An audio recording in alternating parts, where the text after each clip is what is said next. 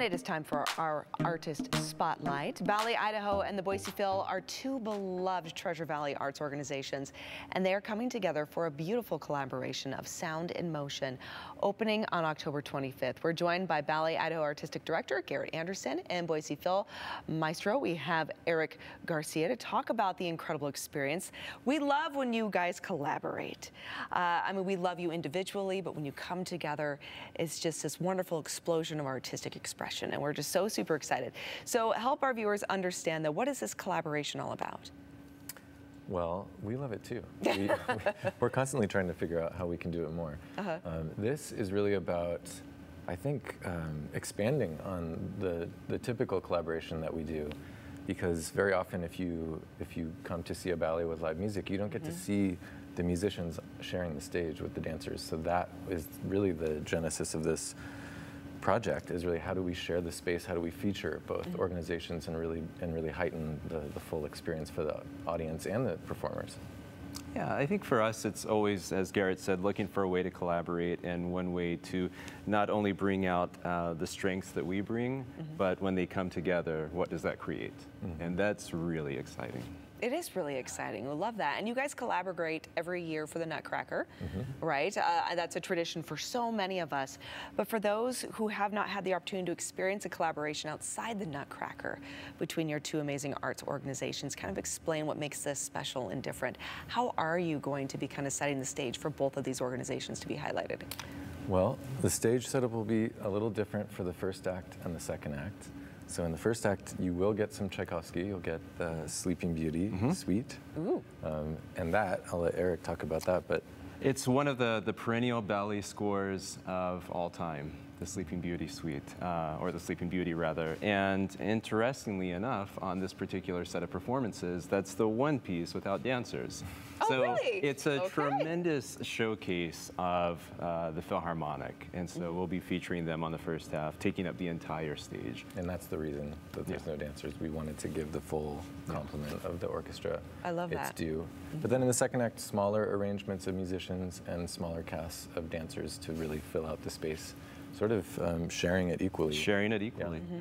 So we've pushed the shell as far upstage as it'll go, and we've laid as much dance floor as we can fit, and we're gonna max out the Morrison Center footprint for sure. I love that. That's a great way to put it. You're maxing out the footprint, right? Because you really do have to look at the space and how you're going to utilize this and kind of balance the setting of everything, right? To make sure you can accommodate both areas for for your art.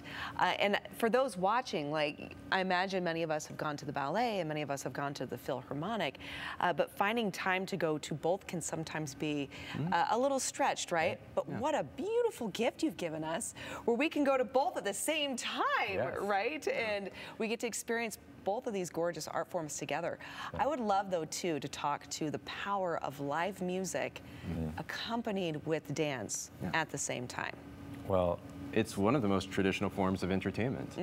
One of the oldest forms of entertainment to create dance or collaborate dance and music. And so I think one thing that we want, especially in this community, is to have our arts interacting as much as possible, because we love our art so much, and so this really is a great opportunity to see and hear both at work.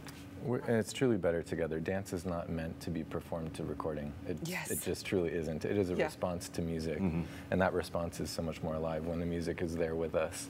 And I think you'll see that in two very different ways in the second act, between the Anna Klein music, which is very subtle, very moving, meditative, and then the Stravinsky, and the choreographers of both have really done a wonderful job of embodying both those characteristics between the subtlety and the sort of emotional content, and then the humor and virtuosity with the Stravinsky, which is just so fun.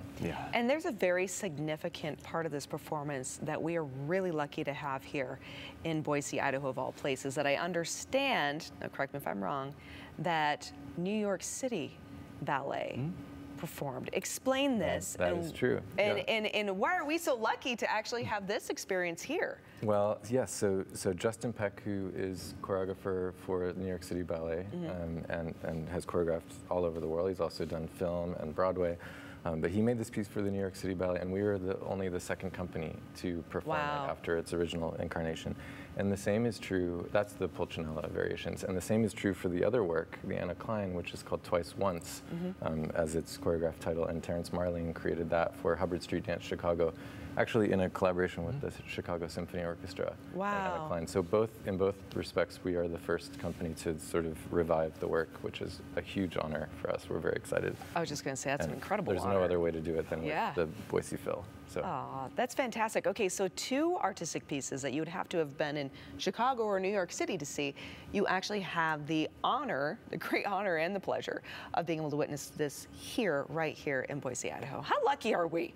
That's fantastic. I mean, I'm incredibly excited. Yes, you should be. All right, so gentlemen, so people can get this on their calendar. They can come out and they can experience this beautiful night, Sound and Motion with the Boise Phil, with Ballet Idaho working together. Where do they go? What do they do? Well, they can go to either of our respective websites, ballet-idaho.org, boisephil.org, which will take you to the Morrison Center, take you to Ticketmaster. Beware of scalpers. They are out there. They are, and they're really bad right now. So yes, just go to their websites to get those tickets. And when are these events and where again?